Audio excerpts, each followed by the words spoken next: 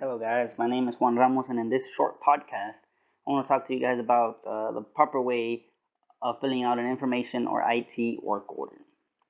To start off, let's talk about what is a work order. Work orders are needed when a piece of technology, like a desktop or a laptop, in a working environment stops working for unknown reasons. This is when the work order process has to start in order to fix this unknown issue. Just the simple materials that is needed is the equipment that is not working or the software that has to be installed, the work order form depending on the company you work at, and just a pen or pencil to fill out the work order. To start off, we want to check first if the problem is something simple enough that you can fix, the computer specialist or technology engineer can fix without elevating the problem. This could be unplugged cables, or the battery isn't charged in an iPad or laptop, or simple things like that that can be fixed in the spot and doesn't have to do all the process of the work order. If the problem can be fixed on the spot, or the software you need installed in a particular computer is not available, that's when the work order process has to officially start, so that we at the IT department can start fixing it. Uh, the the format of the work order depends on where you work at, but in most these types of information are required, are essential, so that we know where it's going and how the process is gonna continue. First, the requester, we need to know who the person requesting that the piece of technology needs fixing, which can be, the either a teacher in the school or a secretary at work or something like that. The date that the work order was filled out, who that piece of the technology is assigned to, especially when the IT department is separate from the company. We need to know who uh, who that technology belongs to under, so we know who can fix it. The priority level, if it's urgent, if it's not urgent, right, or if we can take our time or something like that. The campus or location of where this piece of technology is, so that we know where to return it if we fix it on time, and a tag or serial number that identifies that object.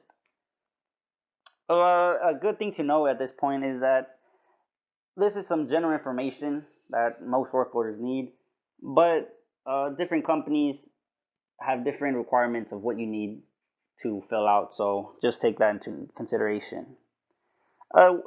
Another thing that's good to fill out in great detail is a description of the problem. Even if you don't know what the problem is, it's good to have hypothesize what you think the problem is, so that if you can't fix it and you pass it on to someone else, they can give it their best shot.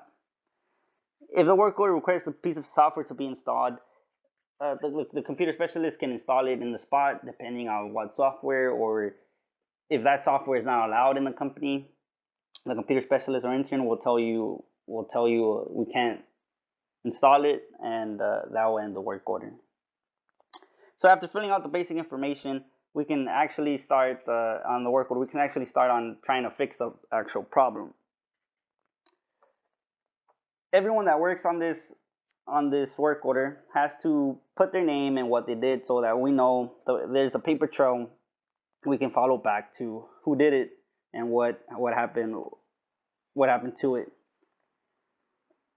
When the object is finally fixed, it is important to note the day it has been fixed and by whom. So in this way, we know it's fixed by the correct person at the correct time. If the object is working fine, the computer specialist can deliver it back to whoever asked for the repair. And after this, the computer specialist can close the work order, or change the status from active to complete on the request. A good thing to note here is that if the repair is something that the IT department can't do themselves, they will have to outsource it to a third party, which will take, depending on what the problem is, it can take a good while. So it is good to inform the person that requested the item fixed that it was outsourced and keep them notified on what status of that is.